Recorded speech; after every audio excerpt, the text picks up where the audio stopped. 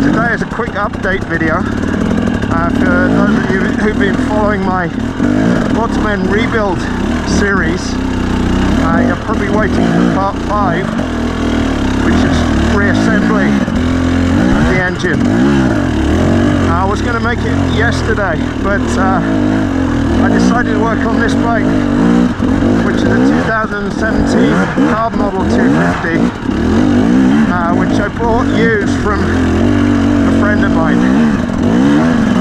So I decided to spend the day and get that ready to ride, and come riding today. So I'm going to be making part 5 next weekend instead. So keep your eyes open for that if you're interested. Should be good.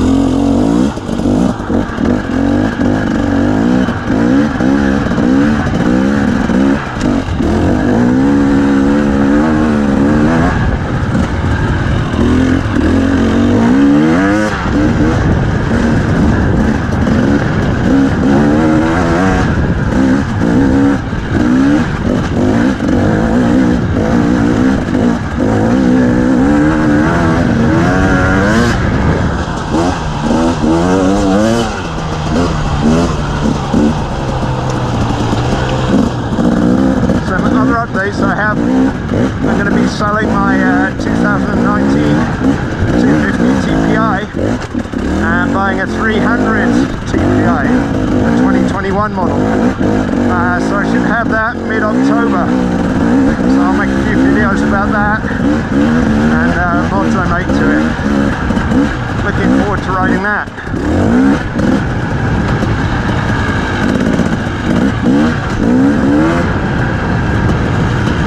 So here you can see the new to me bike. I spent quite a bit of time modifying it.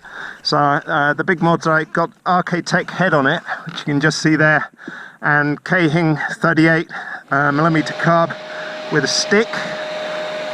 Really good, it's running really well. And then the engine cases or covers, I've got XRC on both sides. I've got my Öhlins shock on here. I had that overhauled, and that's working really well. And for protection, I've got some TMD Design Works guards. I've actually got a skid plate as well, which I haven't fitted yet. This is a fairly new model by TMD, so a super beefy carrier, and then the main piece is replaceable. So if you ding it up, wear it out, you can replace that, and it's got this guard which bolts on here as well. Around the other side I've got TMD Design Works chain guide and these guides as well, and they're all working really well. Really pleased with those. And then I've got the Dingo fork guards, lower and upper, and they provide really good beefy protection to the fork tubes. I haven't dented any fork tubes myself, but a couple of friends have, and they're very expensive. In US dollars, probably over $300, $400 for an upper tube. So well worth spending a little bit of money on some guards, particularly if you ride in rocks. And it's pretty easy if you dump it onto a rock to dent it, and then you can't repair it. Basically, you've got to buy a new fork tube. So I recommend this. One of my friends dented the upper section here, so it's well worth spending a little bit extra and getting some upper guards as well. And then I've got some X-Trig rocks triple clamps. The big feature of these is they do up on opposite sides and grip the tubes very well, and you're much less likely to twist your forks in a crash. So today's the first time I'm using this, working really well. The geometry is the same as stock, so there's no change there. But they have these really cool mounts. They basically have 3 different types of mounts. These ones have, you can see here, a yellow piece, which sandwiches the upper and lower piece and provides some damping isolation. And there's 3 different colors. This is the medium hardness one. And you can also adjust the height by putting different blocks. Right now I've got 10mm blocks. And really like those. Super beefy, very sturdy. Another big feature is they use 12mm bolts into the top triple clamp rather than more usual 10mm, so much less likely to bend the bolt. And got Dalsogio sphere cartridges in the forks, and a Churbis X seat. This is a soft one. So yeah, it's working really well. First ride on it, pretty much everything is working very well, so I'm really happy about that. My older 250, well, it's the same year, but I've just ridden it a lot, 456 hours. Once I have the engine reassembled, I'm going to actually convert it to a 300. So I'm going to leave this one stock as a 250.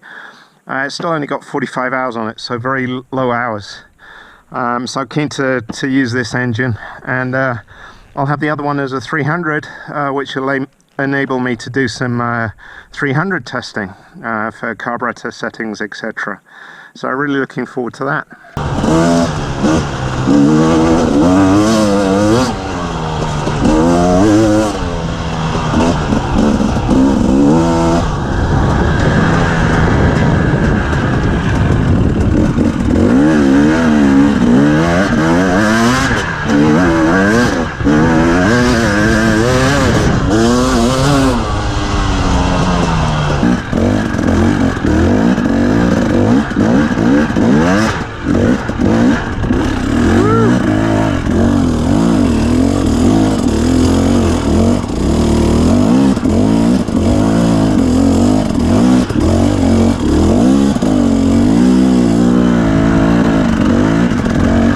So yeah, I'll upload part 5 of my bottom end rebuild series, which will be the reassembly of the bottom end next weekend. So keep your eyes open for that if you're interested.